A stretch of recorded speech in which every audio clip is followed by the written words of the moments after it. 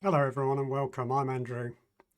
I'm taking a break from my Agile software design series, and today I want to talk about software security. Just do a couple of short videos about a couple of important security concepts, and today that's defense in depth.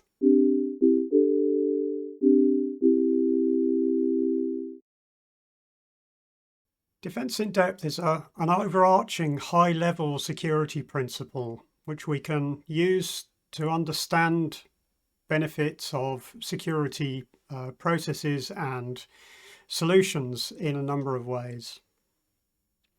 Defense in depth is simply that when we identify a significant risk, we should have more than one mitigation to that particular risk. The idea is that if we can put more than one thing between our system and a problem, then even if one of those measures fails, that there's something else that can protect us against that particular risk. I want to give you a couple of examples from the software security world. Defense in depth applies across the board, really. It's about infrastructure, it's about software, it's about risk in general, really. But from the software security world, where most of you will be from, I want to give you a couple of quick examples. So the first one is cross-site scripting, and the other one we're going to cover is SQL injection. So cross-site scripting is the risk that happens on the web and happens because of browsers. Browsers are capable of rendering both content and running script that exists within the same file, if you like, within the same stream of information. And so the risk is that at any point, what we thought was HTML might be understood by the browser to actually be JavaScript or something that it should execute. And that can happen, that can be used by a user to cause unintended actions on a website. So there are three obvious mitigation strategies for cross-site scripting, which we often talk about. The first is output encoding, which is about telling the browser what we consider something to be, so that it can't be misinterpreted as being script. So if we're sending a piece of content, that we encode it in such a way that it can only be treated as content. That's a very important idea and something that we should be doing. If your framework doesn't automatically do that for you, then you should be doing it yourself, and a lot of frameworks don't do it, so beware of that one. But there are two other potential mitigation strategies for cross-site scripting. One is to sanitize input. So if a user is allowed to enter something, then any characters that we consider to be risky, we could replace with other characters that mean the same thing. So for example, not particularly risky, but if we decided we didn't want ampersand characters, then we could replace that with the word and.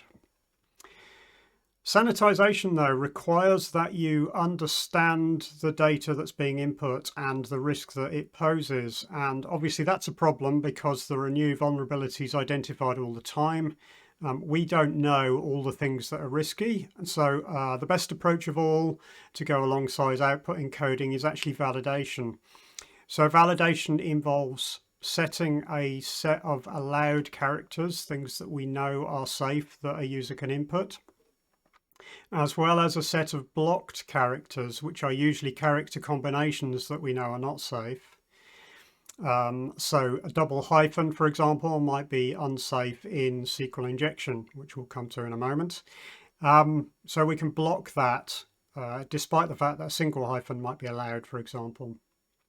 So validation can be a very useful additional protection measure against cross-site scripting. So in some of my videos, you might see me talk about validation and doing extra validation and character set validation.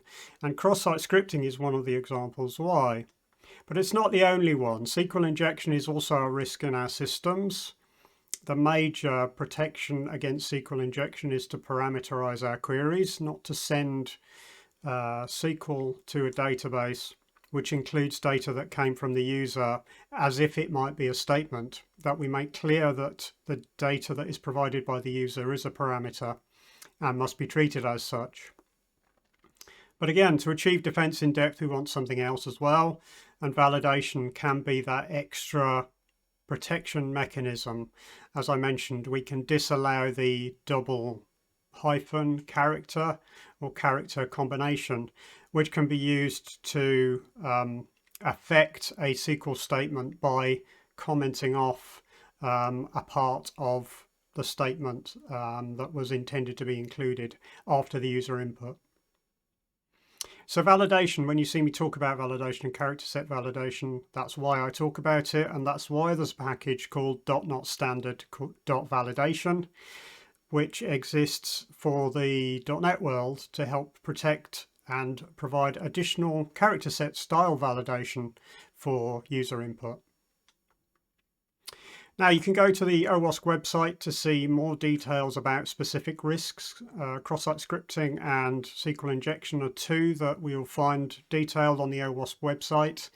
OWASP talks about security vulnerabilities at a high level, just talking generally about what they are, but it also includes details about particular languages and frameworks and how to understand and overcome the risks in those. So there's lots of information on there, and that's well worth a look. owasp.org.